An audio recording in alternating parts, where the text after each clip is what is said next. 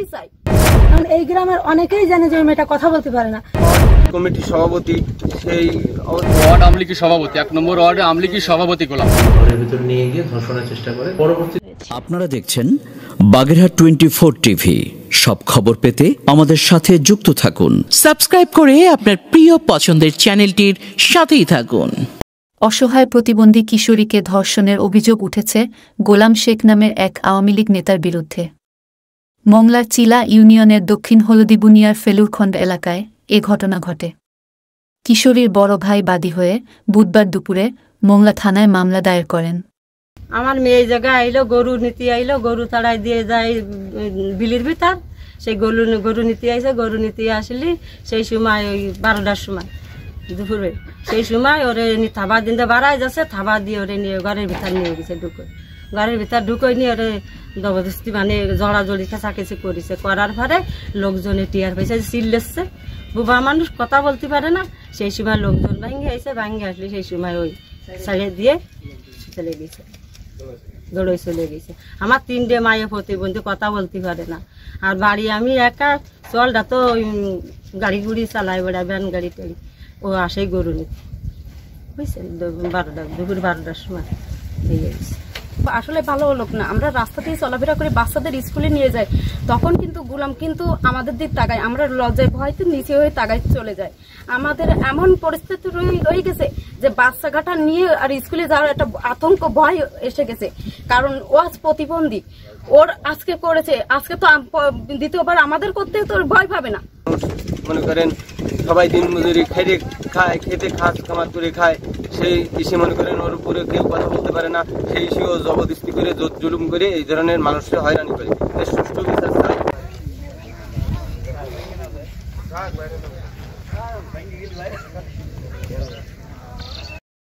ঘটনার পরপরই অভিযুক্ত গোলাম শেখ পালিয়ে যাওয়ায় এখনও তাকে গ্রেফতার করতে পারেনি পুলিশ।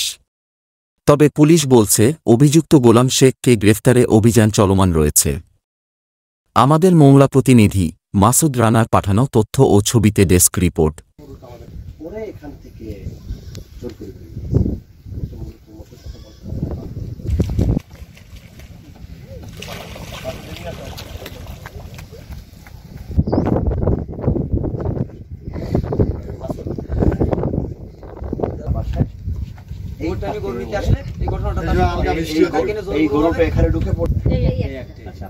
আসলে আমার তো 3টা মেয়ে, একটা ছেলে, 3টে মেয়ে, 3টেই প্রতিবন্ধী। এই ধরনের অপকর্মের আমরা সুষ্ঠু বিচার চাই। নিরাপত্তা পাবো না আমরা এলাকায়। তাহলে আমার বোন যদি আজকে দর্শিত হতে পারে, তবে এই অঞ্চলে তো কোনো মেয়ে হয়।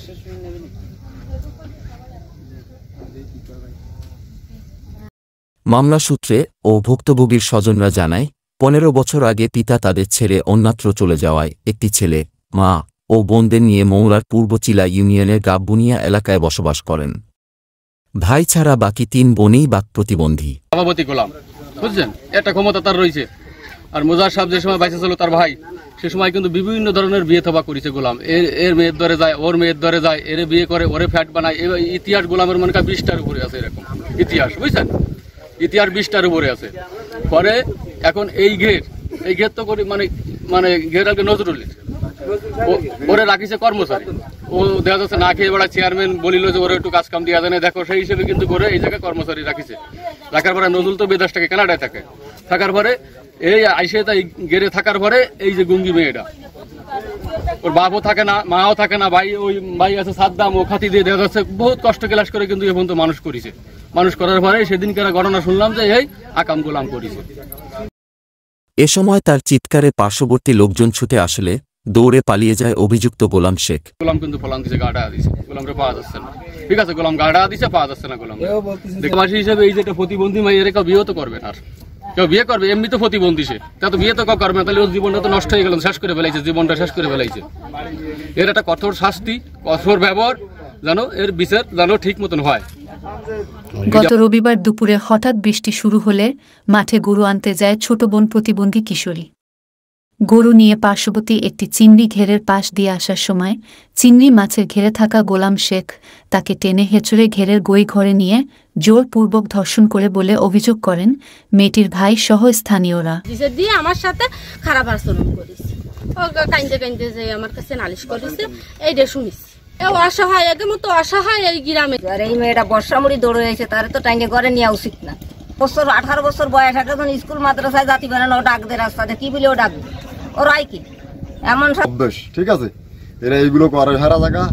এখন এই মেয়েটা তো মনে করেন প্রতিবন্ধী, 3টে মেয়েই তার, আমার ফুফু, সে আমার বোন হয়, ফুয়ো তো বোন, 3টেই প্রতিবন্ধী। ঠিক আছে, এখন মনে করেন সে তো অসহায়, আইসে এই জায়গা বৃষ্টি মুড়ি আসার পরে এগুলো করা তো গোলাম শেখ উপজেলার দক্ষিণ হলদিবুনিয়া ফেলুর খন্ড এলাকার মৃত নুরুল শেখের ছেলে। সে মংলা উপজেলা চিলা ইউনিয়নের 1 নং ওয়ার্ড আওয়ামী লীগের সভাপতি। আমি জানিস আমার বাবাসি বলিছে, কি বলছে? ওই তো ওই ঘটনা বলিছে। বলার পরে আমি তো সারা মানুষ জানাইছি, জানানোর পরে এখন আমার তো হুমকি দিচ্ছে, আর হুমকি দিয়ে আমার আসলি এনে গুঁড়ো গুঁড়ো হলো। তো আমি ছিলাম মালগাজি, সেনতে আবার পরে আমরা ট্রেনে আইছি, আসার পরে তো এইভাবে আছে। না এ কাজ ভালো কাজ না, জঘন্য কাজ। কি ধরনের বিচার চান? বিচারের কঠিন বিচার হওয়া উচিত।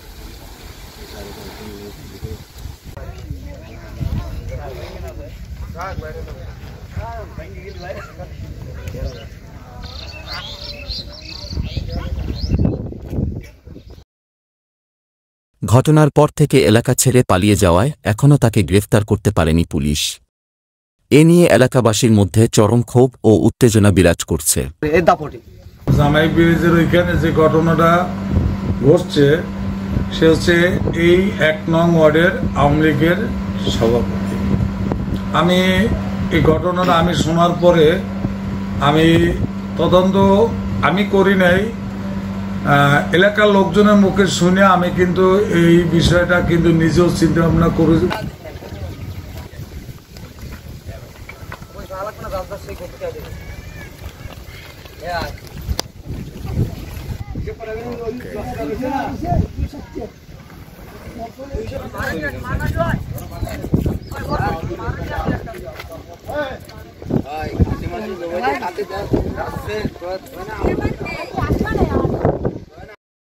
গোলাম শেখ এলাকার প্রভাবশালী হওয়ায় এমন ঘটনার বহু অভিযোগ রয়েছে তার বিরুদ্ধে, কিন্তু কেউ তার এ কর্মকাণ্ডে প্রতিবাদ করতে পারছে না।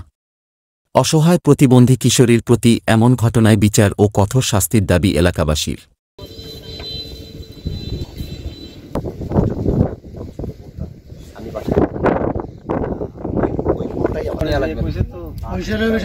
আমি নিচ্ছি, আমি আমার মতো নিচ্ছি, নেব না।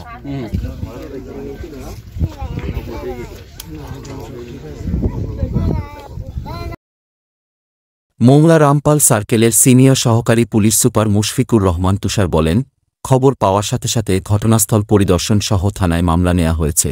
তবে পুলিশ আসার খবর পেয়ে এলাকা থেকে পালিয়ে যাওয়ায় তাকে গ্রেফতার করা সম্ভব হয়নি। তবে আসামি গোলাম শেখকে গ্রেফতারে অভিযান চলছে বলে জানায় পুলিশের এ কর্মকর্তা। ওই মেয়েকে বিভিন্ন কৌশলে, যেহেতু সে বাক প্রতিবন্ধী এবং কিছুটা